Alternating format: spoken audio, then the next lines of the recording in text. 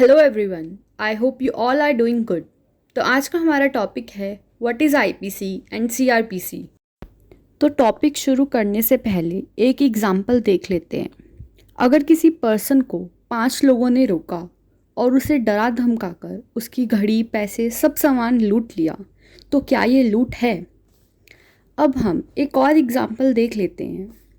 2 लोग किसी भी बैंक में रात को घुसकर 2 करोड़ रुपए ताला तोड़कर निकाल लेते हैं और अखबार में छपता है कि 2 लोगों ने बैंक में डकैती डाली है, तो क्या ये डकैती है? अब इसका जवाब देखने के लिए वीडियो को एंड तक देखना ज़रूरी है। इंडिया में बहुत सारे लॉज हैं, पर सबसे इम्पॉर्टेंट 2 लॉज हैं। IPC that is Indian penal code and CrPC that is criminal procedure code. और ये दोनों ही इंडिया के क्रिमिनल जस्टिस सिस्टम का बहुत इम्पॉर्टेंट पार्ट है। तो अब हम एक सिंपल सा क्लासिफिकेशन समझेंगे जिससे हमें आईपीसी और सीआरपीसी का डिफरेंस अच्छे से समझ आएगा। तो इंडिया के जितने भी लॉज हैं उन्हें हम 2 पार्ट्स में क्लासीफाई कर सकते हैं। तो एक है आपका सब्सटैंटिव लॉ और दूसरा हो गया आपका प्रोसीजरल लॉ। तो जो सब्सटैंटिव लॉ है वो आपके ऑफेंसेस को डिफ़ाइन करता है। क्या इंग्रेडिएंट्स होंगे, क्या एसेंशियल्स होंगे, मतलब डेफिनेशन वाला पार्ट सब्सटैंटिव लॉ में बताया जाता है। और हर ऑफेंस के लिए क्या पनिशमेंट होगी ये भी सब्सटैंटिव लॉ में बताया जाता है। तो अब हम आते हैं प्रोसीजरल लॉ में। तो प्रोसीजरल वर्ड से ही पता चल रहा है कि इसमें प्रोसीजर की बात हो रही है। इसमें सब्सटैंटिव लॉ को इम्प्लीमेंट कैसे करना है ये भी बताया जाता है। तो अब हम आते हैं आईपीसी और सीआरपीसी के बीच में क्या डिफरेंस होता है। तो जो आईपीसी है वो हुआ हमारा सब्सटैंटिव लॉ, क्योंकि उसमें हर ऑफेंस की डेफिनेशन दी गई है, उसके एसेंशियल इंग्रेडिएंट्स मिलेंगे और हर ऑफेंस की पनिशमेंट मिलेगी। तो जब भी कोई ऑफेंस होता है तो पुलिस चार्जशीट बनाने के लिए आईपीसी का यूज़ करती है, पर उसके बाद का पूरा काम सीआरपीसी के अंदर होता है। जैसे कि उस इंसान को अरेस्ट कब करना है, बेल के लिए वो कब अप्लाई कर सकता है, इन्वेस्टिगेशन कैसे होगी, एविडेंस कैसे कलेक्ट होगा, ट्रायल के टाइम क्या प्रोसीजर होगा। तो ये था आईपीसी और सीआरपीसी का बेसिक डिफरेंस। तो आगे हम दोनों को और डिटेल में समझेंगे। So the first is IPC. 1834 में इंडिया में पहली लॉ कमीशन बनी थी जिसके चेयरमैन थे Lord Macaulay and 4 other members. तो इस कमीशन का मेन मोटिव यही था कि सबके लिए एक जैसी लॉज होनी चाहिए।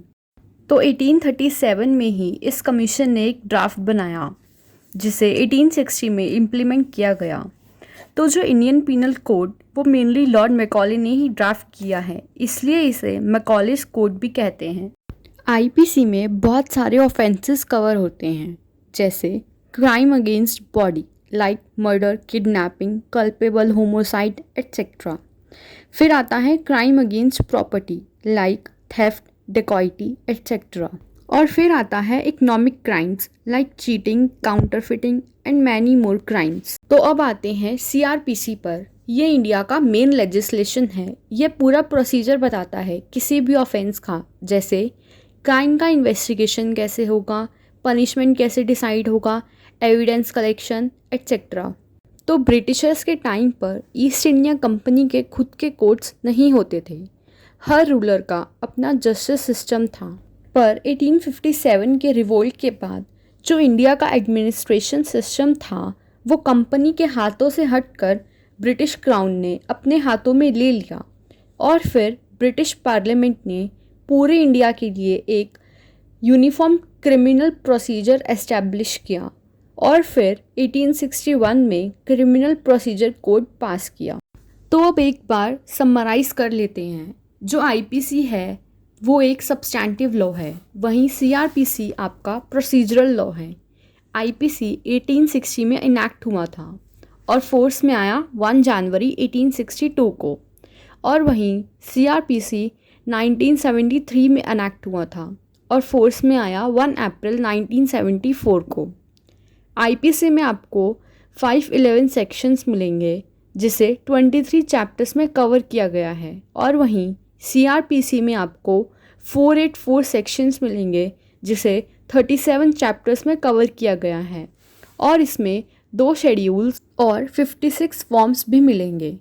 IPC ऑफेंसेस को डिफ़ाइन करता है और उनके लिए पनिशमेंट प्रिस्क्राइब करता है। वहीं CRPC IPC को इम्प्लीमेंट करने में हेल्प करता है, प्रोसीजर बताता है और साथ में यह भी बताता है कि evidence collection, arrest, trial, bail, इन सब का प्रोसीजर क्या होगा। तो ये सब कुछ CRPC में बताया जाता है। तो अब हम वापस अपने एग्जाम्पल पर आते हैं। तो जिस पर्सन को डरा धमकाकर लूटा था वह असलियत में लूट नहीं थी, वह टोटल 5 लोग थे। तो IPC के अनुसार जहां 5 लोग मिलकर लूट कर रहे होते हैं वह डकैती होती है। और वहीं दूसरे एग्जाम्पल में जहां 2 लोग बैंक में घुसे थे, IPC के अनुसार 2 लोग कभी भी डकैती नहीं कर सकते, इसलिए वह चोरी हुई, क्योंकि 2 लोगों ने ना तो किसी को डराया ना धमकाया। तो IPC में इन दोनों की डेफिनेशन लिखी होती है। और वहीं इनका आगे का क्या प्रोसीजर होगा वह प्रोसीजर CRPC में लिखा होगा कि अरेस्ट, बेल, ट्रायल कैसे होगा। So this is all for today's video. I hope you understand how IPC and CRPC are different from each other. And if you like this video, please like and subscribe to my channel.